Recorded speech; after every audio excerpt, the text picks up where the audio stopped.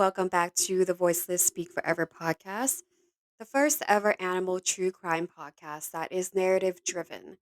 I'm your host, Hepburn, and today we're in for a treat.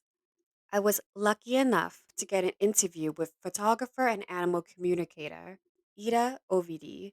She is from the woods of Norway, a big lover of animals, photography, and music, and she loves to combine the three together. Furthermore, she is a bunny mama. She has three buns: Elvis, Emeritus, and Peavy. If you want to know a little bit more about her boys and her work as a photographer, please check out the interview I did with her on VSF's website, www.thevoicelessspeakforever.com, under Advocacy Tales and under Featured Peeps. This interview is about her skills as an animal communicator. So, with all of that said, let's get into it. As an animal communicator, I am someone who is able to communicate with animals through telepathy. This meaning you talk together through all the senses, sending feeling, thoughts, pictures, and also things as smells, taste, and so on. You show each other things. This can help the animal tell you about things they usually cannot. And it can also help you tell the animal something you have a hard time explaining to them. I can also communicate with animals that have passed and also humans. So it is basically the same as a medium and work in much of the same ways. But I have chosen to specify my work toward animals. I learned about my gift when I was a little kid. I used to tell my friends I could talk to animals, and I told them about things animals had said. But even then, I didn't really know if it was the truth. I remember I felt like I made it all up, but at least my friends believed it, and that was cool, even if it was fake. But as I grew older, I didn't think of it like that anymore.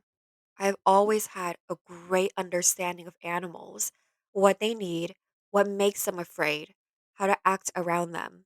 I saw it as understanding them and just being good with animals. But now I do think I have sort of always connected a bit with animals without really knowing it myself. I took in information, but just thought it was something I thought of myself. When I was 12 years old, I came upon this book written by animal communicator Amelia Kincaid. It is a book that is about disability and how to open up to it. The general thought is that everyone does have disability. It is not a God given gift to a few people. We all have this telepathy in us. But in our society today, we grow up to learn that this is not true, and we don't listen to it, and we shut it off. This book was meant to help you open it up again. I was then on a web page with a lot of people with animals, and I basically asked them if anyone would volunteer to try this on their animals. I had not come far in that book at this point, but things turned out very well from the start. If an animal that you have only seen a picture of and have no other information about them, except maybe its name and age, you have no idea about anything in their lives. I said I had no clue if I would be able to, but I needed to test it. And people did recognize their pets fully and all the stuff I told. From this point on, people started wanting me to do this, and for a long while, I did it for free. I just wanted to evolve, and I couldn't really believe in myself that I was able to do this. Since then, I have just kept going and have now done this with more than 1,000 individuals. Sadly, I don't get to do this as much as I would love to. When I realized I could do this with animals, it was very hard to believe. And still to this day, every time I send a message back to people, I still have this anxiety of everything being just far out and wrong. But it was always my wish to talk to animals. So when this actually happened, when it was clearly proven, it was for me my all time dream come true. Talking to animals is very nice and clear. Animals are very honest. They tell you the straight truth, but just as us, they can withhold things they don't want to talk about. like their past, for instance. Some shout it out because they have been in such need to tell. Others don't want to go into it or think about it. They are also very full of trust, and they always do their best. Animals never trick anyone on purpose, and every animal who has behaved badly or that there's something odd with them, they always have a reason. There's always something leading to it, and that is a lesson I have learned even more through this. And it has also changed how I look at people. People might be real shitty sometimes, but I stop to ask myself, why are they like this? Something must have happened in their life for them to start acting like this. Everyone is who they are because they have been formed by their life experiences. And that is something I really do think is important for us to take with us. Not saying people are excused for whatever they do, but stop to think about why they are the way they are. I have had many very special conversations, some that really have been carved into my heart, such as animals that have been very sick and were about to die. They have actually told me what was wrong. One dog told me that something was very wrong with his liver. The owner and doctors had tried everything and found no answers. Some days after my conversation with him, he died, and it turned out that it was exactly the liver that failed. They know so much about their bodies, more than us. They know what is wrong, where inside them, and what might help. But sometimes it comes too late. I've also talked to animals that have been through far more than they can handle, especially dogs and horses that have been treated very harshly or been mentally put down. They don't have any trust left, and they are destroyed on the inside from what they have been through. The possibility to then help them express what their problem is, what people can do, and what people should not do, and also to try to tell them what people really mean when they do things to get more confidence for themselves. It's amazing. And the joy when people tell me things change a lot afterwards, that is just above the top. It cannot be described. And that is what really helps me doing this. I can help, and I help in a way that few are able to. One of the most intriguing conversations I've had was during my first years doing this for others. I will never forget it. This was a horse that during the conversation told me he had been hit by a car. He showed me through the whole thing. I felt his fright.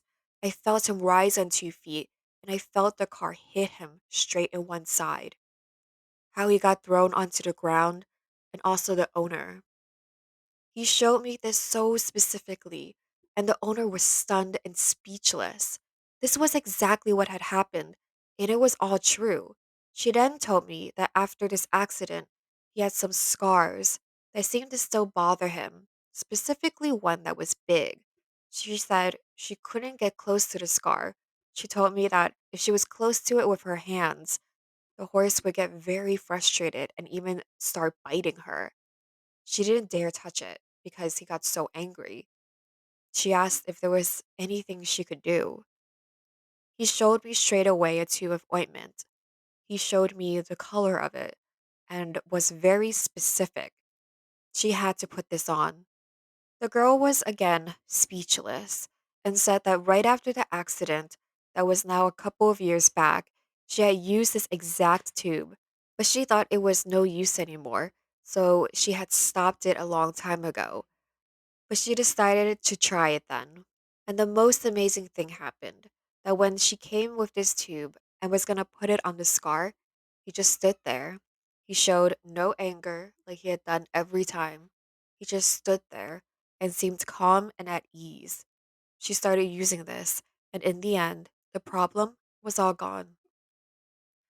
To me, the experience of something so specific being shown, the fact that the horse knew exactly what to do, and that I had the capability to capture this and tell the owner, it will never stop amazing me that this happened, or every time something like this does.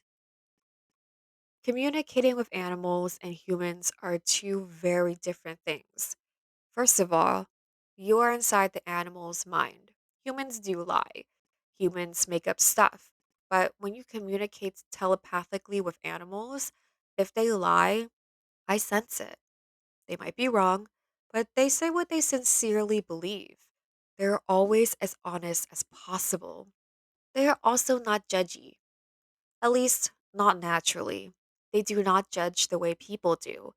They get afraid, unsure, and broken, but they are not judgy creatures. It is simply not in them. They are not out wanting revenge. They just defend themselves and do what they think they have to. But the communication in itself is a bit different. It goes on thoughts. It is like sending pictures, sounds, smells. And I do believe they don't really talk a language, but all their thoughts do automatically get translated into language in my head. To explain this, if you think of hugging someone, the words hugging someone is one thing, but at the same time, you feel the hug. You feel the love of it, the feeling of doing a hug. But we put the word hugging someone on it because that is how we communicate. Animals, they don't need these words, they just send the whole feeling from it. Just like when you think, you do really just feel everything you think, but you put words on it because that is how we translate feeling to each other. So, if I talk to an animal from Brazil, I could still talk to it in my native tongue because they don't talk in written language, but I automatically translate to that. So, their communication is senses, and you feel everything they tell you in their body. I can feel the pain in their neck if they're showing this to me. While with people, we just say the words, and then the other people try to understand it out of their own experiences. This ability is something I can turn on and off, and 90% of the time, it is more or less turned off. This meaning, I don't go around talking to my bunnies all the time or sense every animal I see. If I'm gonna do a conversation, I have to sit down, find some space, and choose to do this. And it is not even always I'm able to open up. So I have to turn it on every time I'm gonna use it, basically. But I do think I, on a general basis, take in a lot of information and feelings from both animals and people that I don't really try to do or know I do, which just is an automatic process that to me feels like something everyone does. But I've come to realize it probably is not.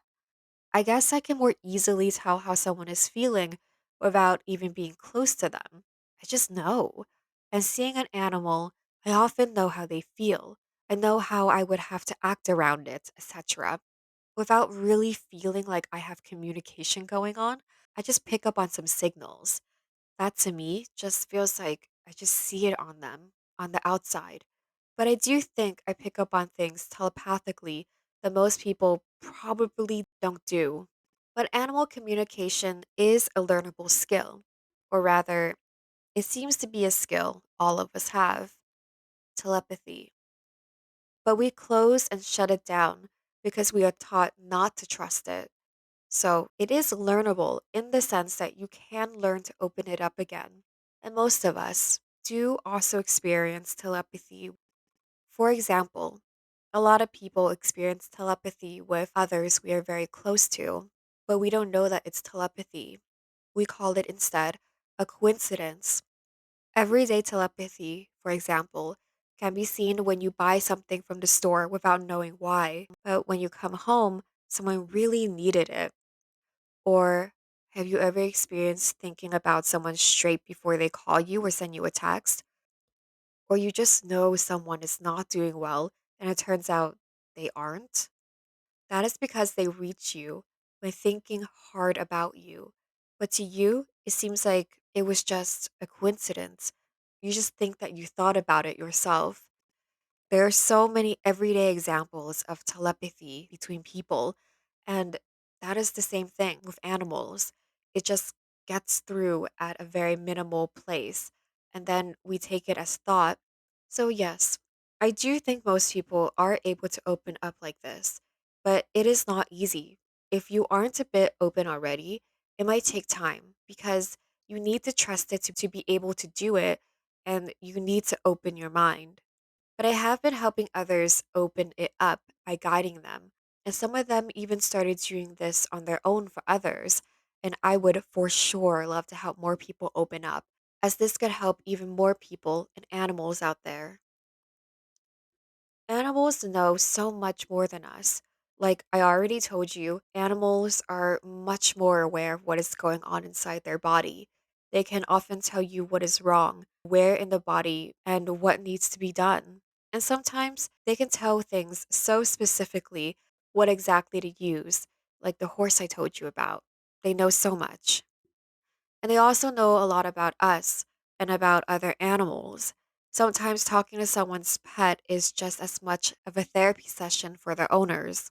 The animals see them for what they really are and feel. A lot of people have gotten really put on the spot by the animals in their mental issues, and the animals have tried to do their best to help them and tell them things they need to hear. This is just so amazing, and it can be shocking how much animals know and catch from us. So, to be an animal communicator is often just to open up, so people can also listen to what their pet has to say, because the animals often hear a lot of what we are thinking and doing. Animals also have a whole other level of acceptance toward death. Animals often know when their time has come, especially pets that we bring to the doctors to put down. They were actually ready for a very long time. It is more about the people that have to be ready too. Animals do know. They also accept their fate. If it is time for them to die, then they just know it, and that was what was supposed to happen. They accept things on a very different level than us, especially when it regards themselves. Also, they're more open to things, which makes them more open to seeing things most people don't. Like, for example, ghosts, dead people, or animals. Not every animal necessarily does, but pets often see way more than us. And some take this calmly and just think of it as natural. Others do get afraid of it. And others just see that the dead ones do have a mission that they are not able to fulfill. Once, I had a conversation with a dog. The owners just wanted to hear how he was, and there was no mention of anything like this. But the dog did tell me that an old man was in this home, and this old man really wanted to talk to a mom in the house. It was clear he had to be related to her, and the dog thought it might be a grandfather. The dog wanted to do something about it. The man was very nice. He just wanted to talk, but the mom wasn't able to hear, so she would just get a headache whenever he tried to reach out to her. At this point, I wasn't used to talking to people who had passed, but I said to the man that if he wanted to, I could try and talk to him, so he might get to say what he wanted to, and also try and help him continue to another place. And he wanted to. And it turned out that it was, in fact, her grandfather, whom she had never got to meet. He had so much to tell her, but he really wanted to tell her that he loved her so much. When this was done, the headaches went away. So, animals are more aware of those who have passed, and some, like this dog, understand why they are there and what their mission is, while others, of course, can get very scared. I've learned so much from animals, so much about life and how to look at others. It has taught me to become a better human being. I have learned a lot about how smart animals are, how much understanding they have, and that they have an intelligence that might not get expressed like a human, but is even deeper and more important. People should strive to get back to the sort of intelligence animals have. It has also taught me a lot about death and the afterlife. I had no idea what I believed before, but seeing what animals have told me over and over, both living animals and dead, and what dead people have told me as well, has given me a clearer picture of what happens after we die and how people handle it, and that we have some sort of fate and destiny. Yes, we do choose our own destiny, but still, we all have lessons to learn, and some finish earlier than others. Some things are meant to be, and some are not. And often, if we listen to our hearts, we know what is right. Not everything is fair. Far from it, but everything has some sort of purpose, and it leads us on the path we follow on afterwards. Everything that happens affects the rest of our lives. I hope this interview will allow for all of you to dare to be a little open. Dare to listen to what your stomach feeling tells you. You will not regret it. Dare to listen to your heart when it is not agreeing with what your brain is telling you what is right. Dare to listen to what your inner self feels is right. I'm not going to tell anyone to believe in something they do not. And I do for sure understand that for many, what I do seems silly and impossible. I do also get that people are scared that people who do this are just out there wanting to bluff people and take their money. I would probably have thought this myself without proof, without experience. And many of those who come to me tell me straight out that I don't really believe in this, but I will give it a shot. And they stand aback after being convinced because there is no other way. All this information comes to me. But then again, what you make from this is all up to you. But if you listen to the whole thing, I want to say thank you so much. If anyone wants to talk to me about this, about their animals, or just ask questions, you are very welcome to. I have a Facebook profile dedicated to this matter. My name is Ida Ovedie F. Lorenzen. So that was the interview I had with Ida. As always, please tell others about this podcast, rate and review, subscribe, and check out VSF's Instagram page, the period VSF period official. Check out Ida's other interview on VSF's website, which I will link. And make sure while you're on there to check out VSF and Osun merch because all profit will be going to a rescue that saves dogs from the meat trade in China. This fundraising is particularly important because the Yulen Festival is happening right now. Thousands of dogs will die. Let's help save some dogs. With that said, this episode is the season finale, and I will be back in 2 months, so mid to late August.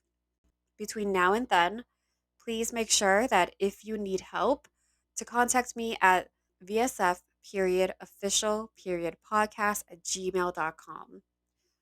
Thank you guys so much for listening, and I will talk to you guys in August. Oh, and one more thing. We'll be holding a giveaway soon because the VSF podcast is about to hit 1,000 downloads. And I really want to say a thank you to you guys for making it happen. So make sure you do follow VSF's Instagram page because that's where I'm going to be making the announcement and announcing the winner and things like that. So make sure you're following VSF. Until August, toodles!